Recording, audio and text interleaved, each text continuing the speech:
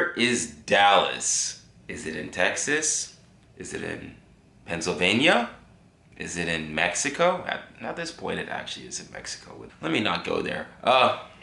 This is a question that I think everyone asks. You know, I think this is the most important question. Not what is the meaning of life? What kind of job do I want to have? What kind of person? But where is Dallas? That's the question that I have for everyone. And when I was making this video, because obviously I am talking about Dallas, Texas, United States, where I grew up and where I'm from and where I am currently, and I'm also trying to get deported from here. Please, you know, I don't know where Trump can send me. Maybe he'll send me to Jamaica. Maybe he'll send me to Dominican Republic. Maybe he'll send me to Argentina. Who knows? Brazil seems pretty fun, but I'm trying to get out of here. A thing that I wanted to talk about is there's this common thing of where people ask, where are you from in this area? This question, it bothers me so much. Not because I told them Dallas, but it's the follow-up, where in Dallas? That question bothers me so much. And a common response is, oh, you're from Dallas, Dallas. They just repeat it twice. And we're not New York, New York. This isn't NYC. City so nice they named it twice. That's not this place. It is Dallas, Texas. When people say, oh, where are you from? And then you hear answers, because people aren't expecting you to say Dallas. You know what they're expecting you to say? They're expecting you to say Plano. They're expecting you to say Farmers Branch. They're expecting you to say Richardson. They're expecting you to say Frisco. And if I am not from Frisco.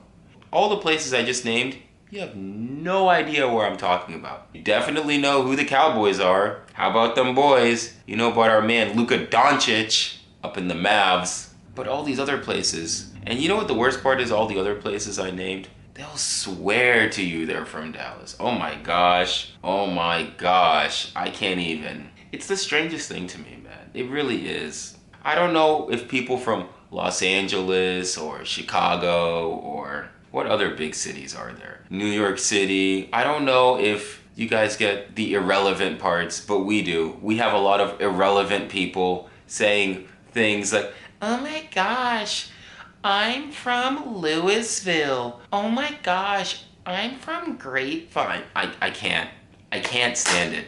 And you know what the worst part is? I don't even know where these places are. I really don't. The only place I really know quite intimately is Denton, and that's because I go to school there.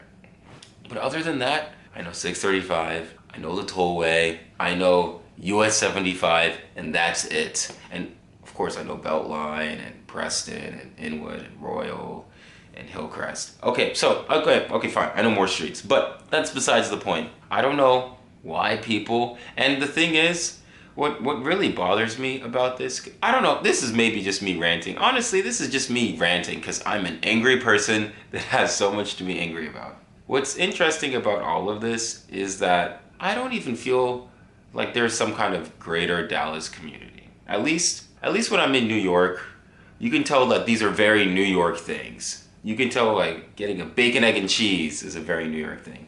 Dallas it's interesting where we don't have that. Even though there's almost around, I think, 7 or 8 million people here, coming to 8 million, one of the biggest metroplexes in the United States. I don't get that, oh, that's a very Dallas thing. You know what's a very Dallas thing? Bad highways. Have you ever driven on I-35? One of the deadliest highways in all of Texas. But no, I don't really get that sense of unity, that sense of, I guess, oneness that I would maybe in New York. Maybe you also get this in LA, that's a very LA thing. I think it's maybe general Texan things, but the problem with the general Texan things is when you're in a big city, I'm not gonna see horses on the street.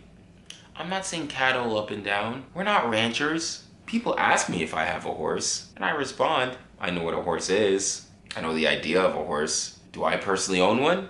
No, I do not personally own one. And it's interesting to me because I think I also noticed this other trend, which I'll probably talk about more later, where people come here for work, which is a whole other problem within itself.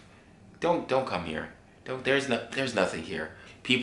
I think people who move to a place are so excited. They're so just gung-ho about their new life. where they get to cause traffic. No, it's really just a post-pandemic problem. Post-pandemic, people have just decided, hey, you know, Texas doesn't have income tax. Let's go to one of the biggest cities in all of America where it's so great. Yes, I am grateful that I grew up here because compared to other parts of the country, don't get me wrong, the Northeast is cool and all that, but I can't do the winter.